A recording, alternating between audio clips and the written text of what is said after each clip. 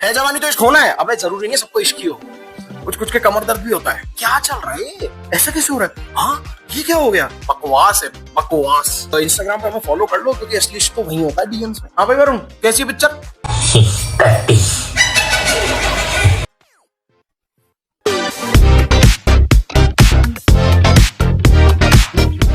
तो हिंदी सिनेमा के दिग्गज कॉमेडी डायरेक्टर यानी डेविड धवन साहब एक दिन सुबह जागे, उन्हें लगा कि क्यों ना मैं देश को बदहाल कर दूं, इनको बदहजमी दे दूं, इनके दिमाग की नसबंदियां ठोक दूं। तो उन्होंने सोचा कि क्यों ना मैं अपनी आखिरी फिल्म बनाता हूं, ऐसी कॉमेडी दिखा देता हूं इन्हें, इनके मैं पुट्ठे ठंडे कर देता हूं। तो उन्होंने जगाया अपने बेटे को यानी वरुण धवन को और उसको बोला पिक्चर बनानी है, मेरी आखिरी फिल्म है। वरुण धवन ने कहा क्या स्क्रिप्ट है?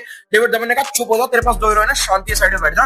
डेविड धवन ने एक सफेद पन्ना अपने सामने लिया, पान खाया और पीक मार दी उसपे। जो भी वो कलाकृति बनी वही फिल्म की स्क्रिप्ट है। मैं हूं आलेख रवि माथुर, बहुत बहुत स्वागत करता हूं आपका कश्यप माथुर एंड कश्यप में। अगले चंद मिनटों में आपको बताऊंगा मैं कि ये जो कविता के शीर्षक जैसी फिल्म आई है जवानी तो इश्क होना है, इस फिल्म में मेरे साथ क्या क्या किया है, शुरू करते हैं। Let's go.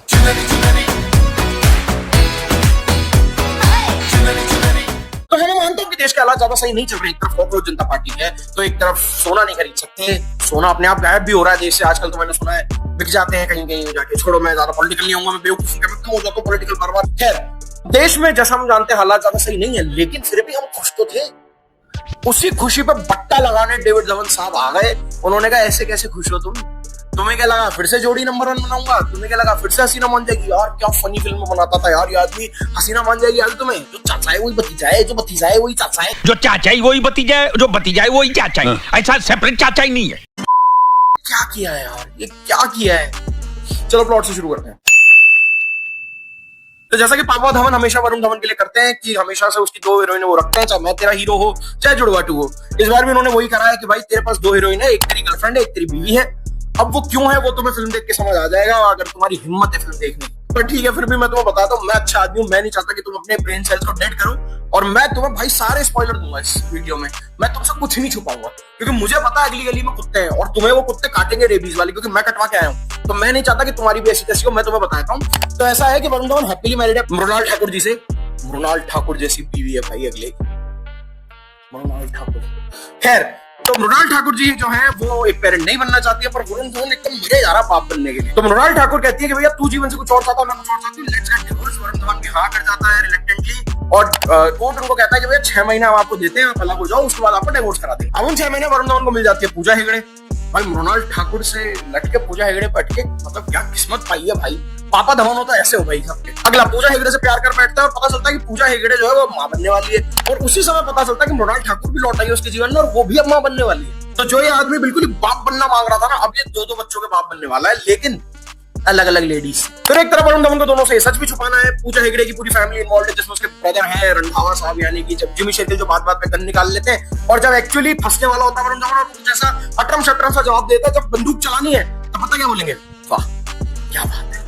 ऐसे कैरेक्टर बहुत देखे हमने जो बिल्कुल दिमागी रूप से जो है ना भाई बल्लों के होते हैं। ऐसे कैरेक्टर हमें बहुत देखे और यहाँ पे भी वही है। क्लीशेज तुम जितने सोच सकते हो ना सारे भरे हुए हैं। तुम्हें कोई कैरेक्टर की एंट्री होगी ना, तुम्हें पहले सीन से पता होगा कि इसके साथ क्या होगा।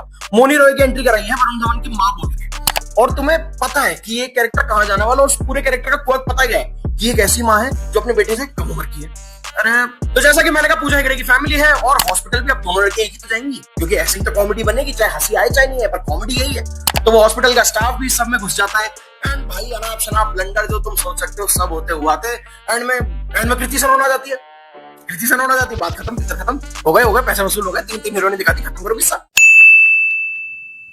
अब कास्ट की बात करूं तो वरुण धवन भाई हर सीन में अपनी जान लगा रहा है, लेकिन प्रॉब्लम यही है कि आपको हर सीन में दिख रहा है कि आदमी कितनी ज्यादा जान लगा रहा है, इतनी ओवर एक्टिंग, मतलब यार मैं क्या बोलूं, क्रिंज उसकी एक्टिंग है और लेम उसकी डायलॉग डिलीवरी है भाई, नहीं सही जा रही थी। After a point I was like ये क्या कर रहा है यार, हंसी भी नहीं आ रही। पूरी कोशिश कर दी इसने कि मैं गोविंदा बन जाऊंगा, पर ये चंकी पांडे बन के रह गया। मतलब पीक डिटेलिंग तो छोड़ो, फिल्म में वीक डिटेलिंग भी नहीं है। वरुण धवन जो है लोगों की फोटो खींच रहा है, वेडिंग फोटोग्राफर है, उनके इतना पास जाके फोटो खींच रहा है लोगों की, अरे भाई।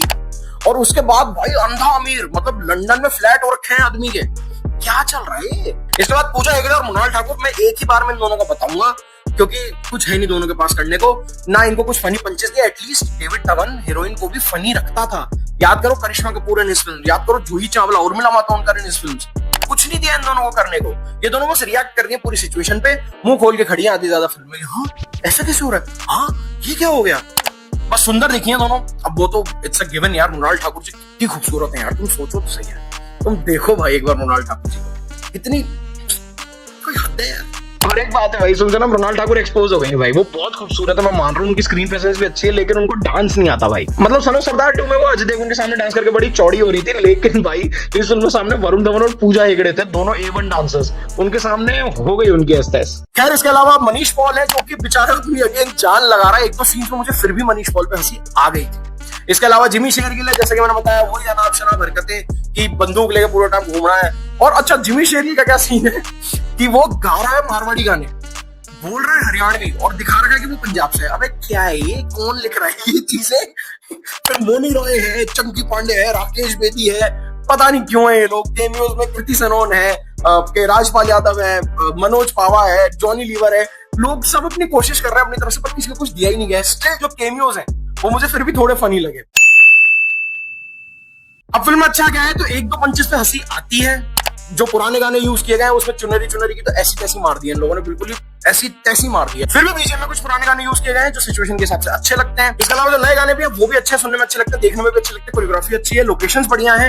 एंड यार कुछ एक जने जो अपनी तरफ से कोशिश कर रहे थे थोड़ा बहुत हंसाने की, उन पे आपको हंसी आ जाएगी बस। अब आ जाओ फिल्म में बुरा क्या है। तो भाई performances, Varun Dhawan is so bloody bad in this film. वो बेचारा इतनी जान लगा रहा है ना, आपको एक टाइम के बाद तरस आने लग जाएगा उस पर कि बस कर यार, मत कर, इतना भी मत कर। जब तेरा बाप ने मेहनत नहीं करी इस पिक्चर को बनाने में, तो इतना करने में क्यों मेहनत कर रहा भाई। डायलॉग्स, अच्छा ये एकदम सेपरेट चीज है भाई। अब एक बार सुनो मेरी बात। अब क्या है, मैं डायलॉग बताऊंगा, हम सब मिलके हंसेंगे, ठीक है। बहुत हंसना है क्योंकि हंस के पेट में दर्द होने वाला है। तो पहले डायलॉग में बताता हूँ, बच्चे का नाम करण क्यों करना है, बच्चे का नाम ही करण रख दो ना। 1 2 3 हंसो। अच्छा इसमें हंसी नहीं, चलो दूसरा सुनाता हूं तुम्हें। पहले बच्चा होगा कैरिज्मा, फिर हम सब नाचेंगे मैरिजमा। 1 2 3 हंसो।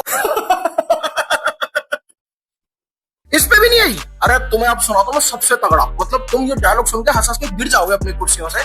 डायलॉग है, तुम पेट से हो, तो सामने वाला बंदा बोलता नहीं मैं तो चंडीगढ़ से हूं। 1 2 3 हंसो।